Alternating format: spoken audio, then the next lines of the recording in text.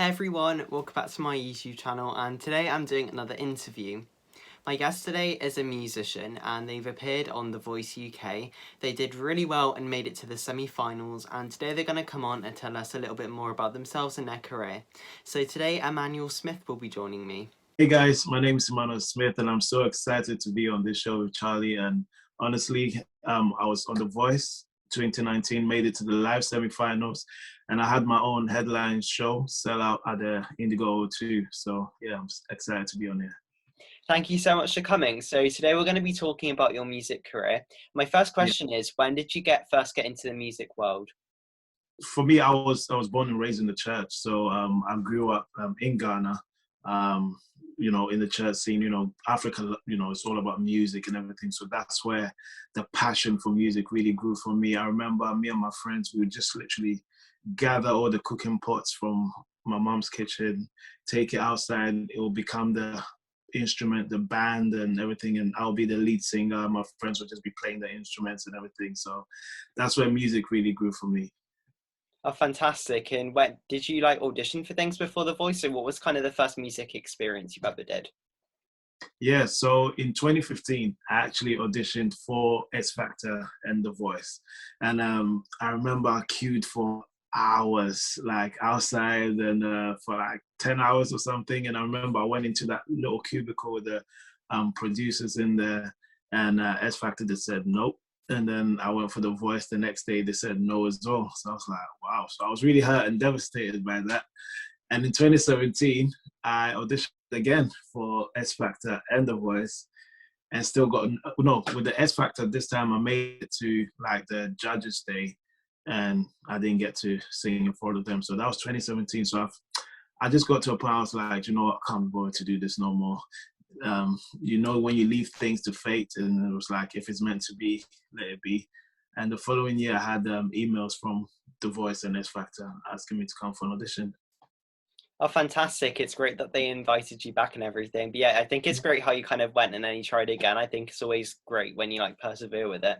So my next question is about Yeah. the audition for The Voice. So what was it like auditioning for it? Because I know you mentioned a little bit earlier on. So honestly, like I grew up, watching The Voice on TV, on YouTube and everything. And I remember when I finally got that call that I'd made it to the blind auditions, I was like, whoa, my life is about to change. Like I'm actually going to be on this show. I'm going to see where I am. I'm going to see Tom Jones, Jennifer Hudson, all of these people. So I remember, one of the things that's kind of scary about The Voice is you have all these other contestants who are doing their vocal warm-ups before, you go on audition, and you can hear people like their voices just doing all these high range and notes and everything. I was sitting there, I was thinking, I don't think I'm gonna really do well in this show. Like it was ridiculous. So I remember when, because we were told this, yeah, when they turn for you, obviously you go and say hi to them, then you go and avoid. But if they don't turn for you, then you go the opposite way that you came through. So that means that throughout the audition process, you never get to meet the coaches. So I remember when it was my turn, I stood on the stage and I saw my mom and sister obviously standing on the side.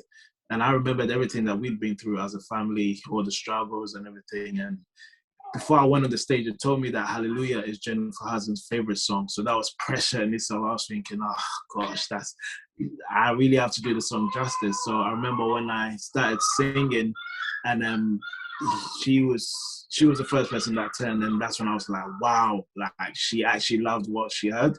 And then by the time I finished the audition, all of them had turned around. And I remember I just went on my knees. I was just like, I thought I was in church. I was like, thank you, God. Like, I'm actually on the show.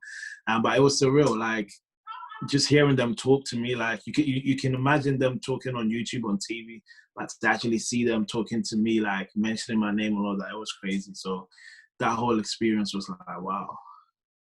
Yeah, it does sound like that was an incredible experience, and it's great that you got to do that. So do you have Yeah. any advice to people who want to get into music? Honestly, one of the things that I would say is, like I said before, I could hear these other contestants singing amazing stuff, and it kind of made me feel insecure about my voice. But one of the advice that I would give is find out what your sound is. Be comfortable in your own sound, because I couldn't sing like them. and they couldn't sing like me, you know, I knew that what would work for me was the tone of my voice, which the vocal coach on The Voice told me that maximize, that's the sound. There's something about your tone when you sing. So make sure that's what you go for. And so I would advise anyone like who wants to audition, who wants to take music serious, that know your sound and perfect it, and just, you know, be comfortable in your own skin, in your own sound. Yeah, most definitely. And that's some great advice. And thank you for sharing it. Earlier on, you were mentioning you were kind of born into music. So have you always Yeah. wanted to be a musician? So, funny enough, from a young age, I wanted to be a priest, which is quite weird for a child because everyone wants to be a doctor, an actor, a footballer. I just wanted to be a priest.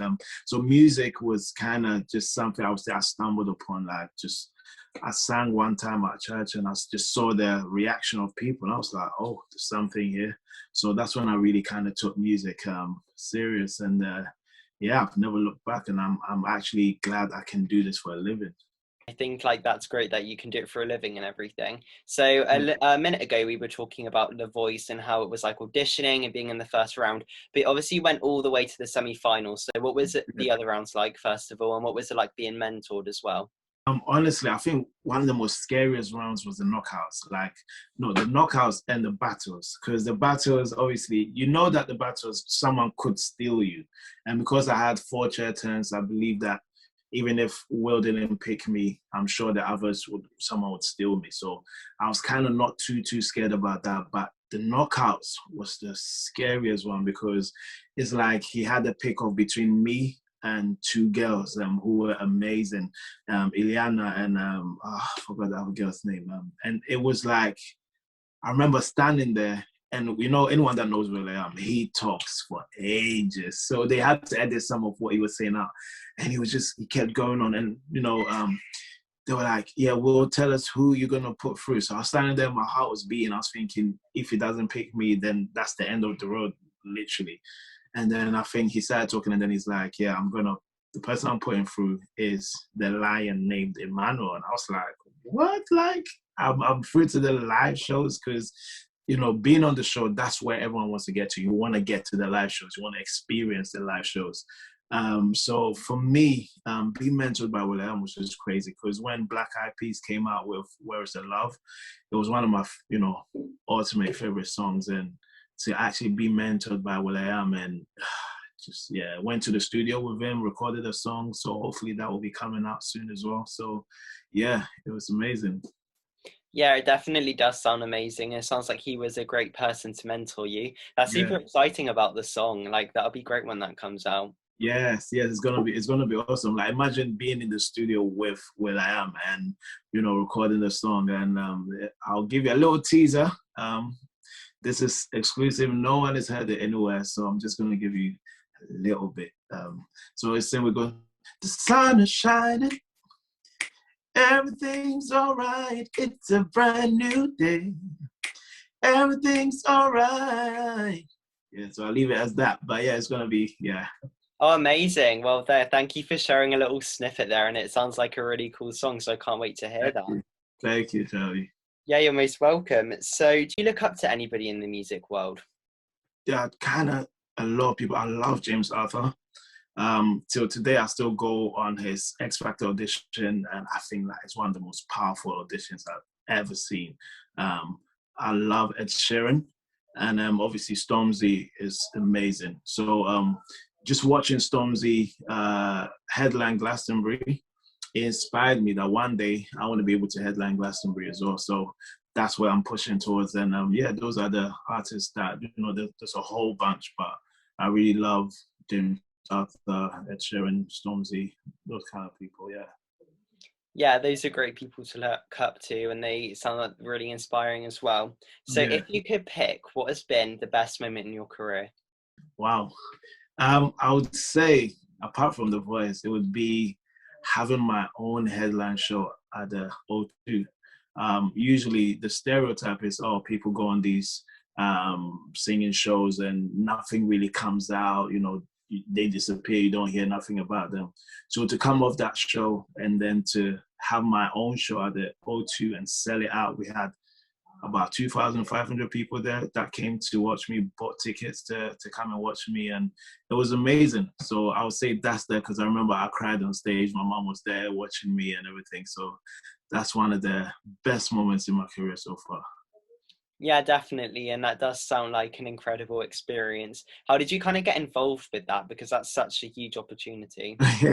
Yeah, so anyone that knows me, I'm very determined. I love to spread my gift and my sound. So, also being mentored by Will I Am, just knowing where he's come from and someone like that, mentoring me really pushed me. So when I came off the show, I'm like, listen, I've walked past the O2 several times. I want to do something there. So I remember on the night, and my billboard was outside.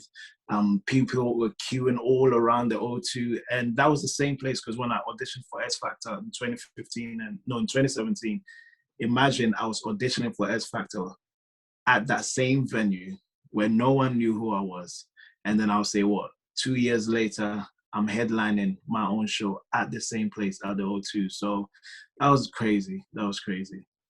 Yeah, it does sound really cool and amazing. And I'm really glad that you got to do that. So, my next question is another hard one. And where do you see yourself in 10 years' time?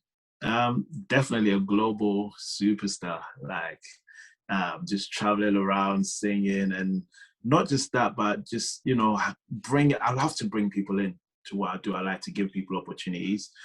So yeah, just also mentoring other artists. And also one of the things I definitely want to do. Hopefully, I'll get to be a judge on The Voice one day. I think that would be so cool, coach, and yeah, just mentor people. But yeah, I just see myself just selling out arenas and everything.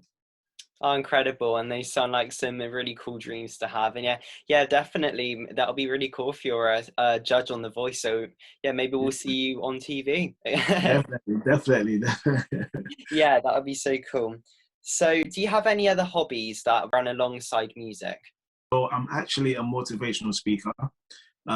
So literally, I go to communities, and then I try to speak to people, inspire them, push them to believe in themselves again. And one of the words that I usually use is fear, FEAR, and I always spell it out to be false evidence appearing real. And that's why I always teach my people that fear is just something that is usually sometimes not real. It's some people have fear of heights, and because of that, they're scared to travel. They're scared to go to one of the highest restaurants, and you can enjoy so many things if you overcome your fear. So what I do is that when I go to my sessions, I actually take my guitar with me and have a singing session with the people that I'm with, and then yeah, inspire them. So it kind of ties hand in hand with music. Yeah, definitely. And I think that is some really motivational advice as well. And I love how you kind of, the fear thing that you have kind of each letter means something. And I think that's Yeah, a really cool concept to have. thank you, thank you. Yeah, you're welcome. So I have one more question kind of to wrap up the interview. This is always my favorite one. And it is, do you Yeah. have any music stories? Do I have any music stories? I'm sure you've got plenty.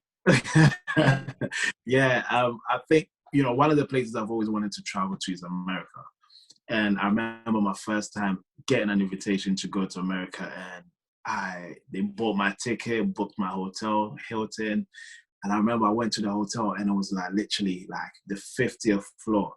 And I was standing there and I was looking outside and I was thinking, wow, so I'm actually here. Like, this is like the superstar lifestyle. Like, your tickets paid, hotel paid, you're just coming here to sing. And I remember what was crazy is that I was so geared up for the concert and forgot that UK is like 5 hours ahead. So imagine now the gig starts at 7 p.m. over there, but in the UK it's 12 midnight. So now it gets to 7, and because I'm the main artist, I'm gonna get on at around 9 p.m. over there. So that's like what 3 a.m. or 2 a.m. over here. So by the time I was about to be called, I was just about to doze off. And I think that was one of the experiences that I had. I was like, oh gosh. But I kind of, because I went to America a few more times, I kind of got used to that kind of time difference.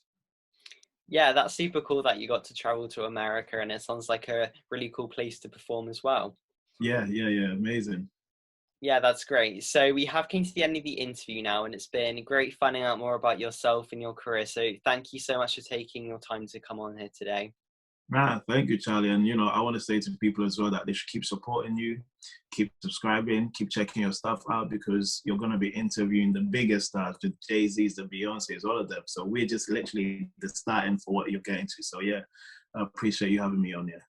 Oh, thank you so much. That's really kind of you. And yeah, thank you again. And also thank you to everybody who watched this video. I hope you enjoyed the interview, found out a little bit more. And yeah, stay tuned for that song coming out soon. That's super exciting. And yeah, I'll see you next week for another video. Bye, guys. Bye.